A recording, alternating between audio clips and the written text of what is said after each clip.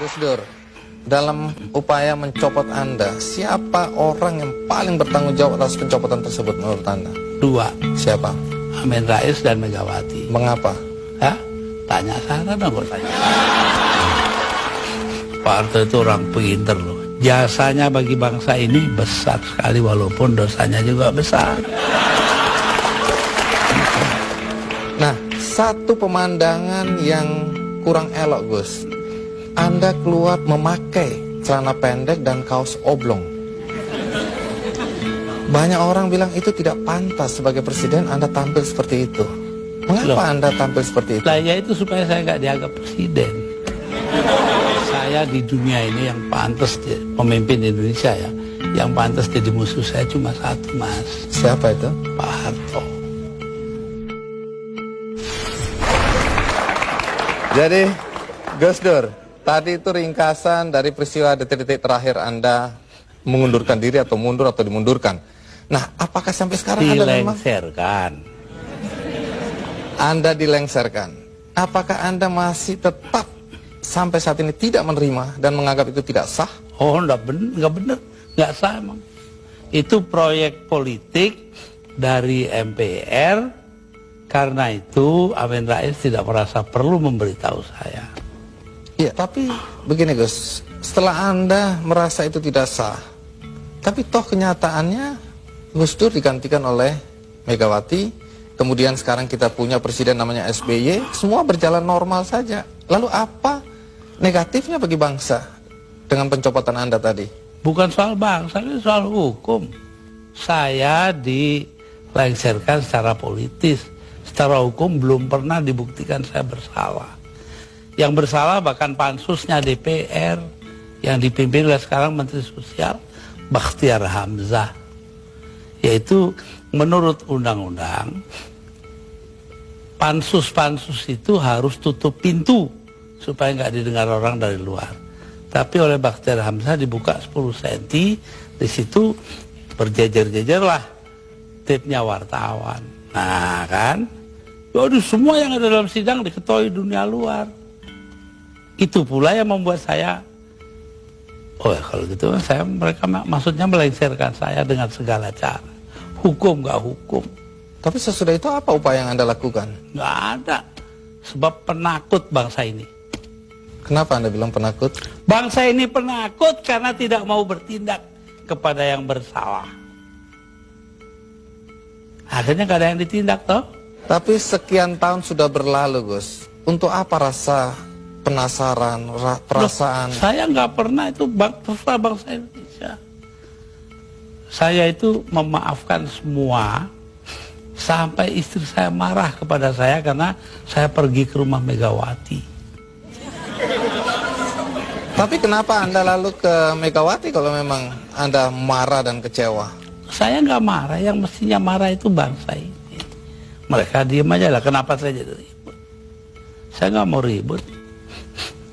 Baik, Gus Dur. Tapi disuruh memandang itu benar nggak bisa dong. Orang kan ada batasnya. Antara benar dan salah. Jadi yang benar dalam hal ini istri saya.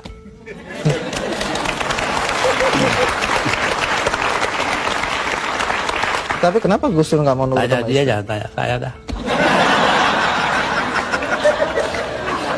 300.000 orang, Mas, tanda tangan supaya saya jangan berhenti jadi presiden, tahu? Tapi saya bilang, daripada bangsa ini pecah dalam pertempuran, darah mengalir karena saya, mendingan saya lengser aja deh. Nah itu.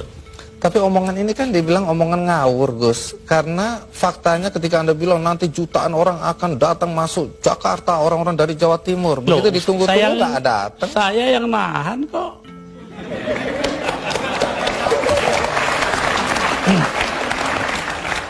Jadi kalau nggak ditahan sama Gus Dur, datang lah beneran itu ya? Bukan begitu, artinya tetap saja kebenaran kita pertahankan. Tapi sikap kita itu jangan sampai bangsa ini perang saudara. Dan itu pengorbanan Anda?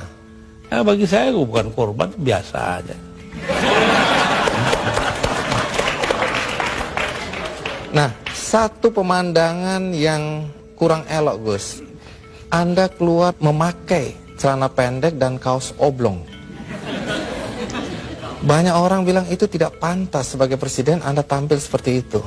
Mengapa Loh, Anda tampil seperti itu? Lah ya itu supaya saya nggak dianggap presiden. Terus manfaatnya apa dengan dianggap tidak sebagai presiden? Loh, orang dingin hatinya, nggak jadi marah. Tapi Gus Dur, dalam upaya mencopot Anda, siapa orang yang paling bertanggung jawab atas pencopotan tersebut menurut Anda? 2, Siapa? Amin Rais dan Megawati. Mengapa? Hah? Tanya sana dong, gue tanya. Nah, kalau memang Megawati dan Amin Rais dianggap orang yang paling bertanggung jawab atas pencopotan Anda, apakah Anda dendam sama mereka? Lah, ngapain dendam Mama Amin? Artinya Gus Dur sudah melupakan itu, sudah memaafkan. Maafkan, lupa sih enggak. Nah, pernahkah setelah peristiwa ini, apakah itu Megawati atau Amin Rais datang ke Anda untuk meminta maaf? Enggak ada. Mereka merasa dirinya benar, ya sudah. Besok-besok akan terbukti oleh bangsa ini sendiri kok.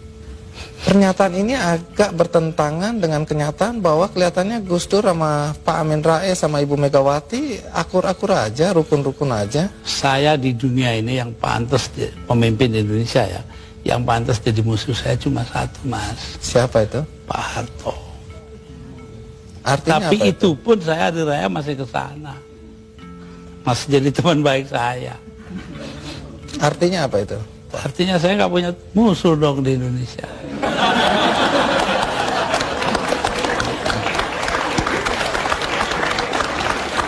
Ada satu hal, kita banyak mendengar bahwa teman-teman dekat Anda dulu menyesalkan kenapa Anda jadi presiden. Anda sebenarnya lebih layak menjadi guru bangsa, nggak usah ikut campur dalam perpolitikan yang nggak jelas itu. Saya diperintah oleh 5 orang sesepuh saya. Itu saja, kalau mereka memerintahkan apa saja masuk api, masuk api. Tanpa perlu berpikir. Tanpa perlu berpikir. Kenapa begitu? Loh, Selain sesepuh saya itu ini kan, orang pesantren disuruh nurut orang tua. itu nggak bisa ditawar itu Gus. Nggak bisa ditawar. 5 orang itu, saya nggak sebut namanya. Gus Dur, dalam 20 bulan sebagai presiden, prestasi apa saja sih yang sudah dicapai? Saya itu menjadi presiden di saat Indonesia menghadapi bahaya akan terurai. Kelompok-kelompok separatis ada di mana-mana. Jadi saya berangkat keliling-keliling dunia itu 80 kali dalam 20 bulan. Jadi 4 kali 1 bulan. Itu tugas saya cuma satu. Apa? Yaitu membuat supaya integritas wilayah Indonesia ini tetap. Itu aja, nggak ada pikiran lain kok saya. Tapi ada yang menuduh. Dan ternyata berhasil toh. Kita tetap satu negara hari ini. Jadi Gus Dur merasa itu karena jasa Gus Dur. Bukan, artinya tugas saya begitu. Perkara saya berjasa itu adalah soal kedua. Tapi ada yang menuduh bahwa Gus Dur ini sebenarnya menggunakan aji mumpung. Mumpung jadi presiden, dibayarin negara, keliling jalan-jalan. Allah nanti sejarah akan membuktikan. Tapi Gus Dur, perjalanan Anda itu menelan biaya sampai 52,7 miliar. Ya, tapi eksistensi Indonesia sebagai satu negara harganya jauh lebih tinggi. Jadi nggak bisa dipersoalkan itu Nggak biaya. bisa dipersoalkan. Loh, kalau enggak kan udah dipakai oleh orang-orang brengsek itu.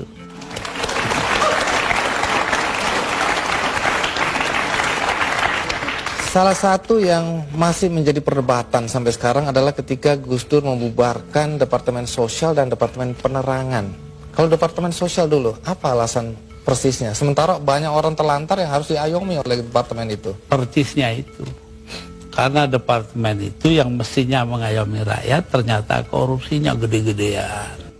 Sampai hari ini. Kalau membunuh tikus kan tidak perlu membakar lumbungnya. Oh memang. Kenapa Anda bakar lumbungnya? Bukan.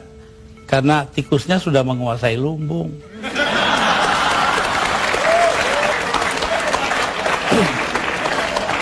Depan dibubarkan.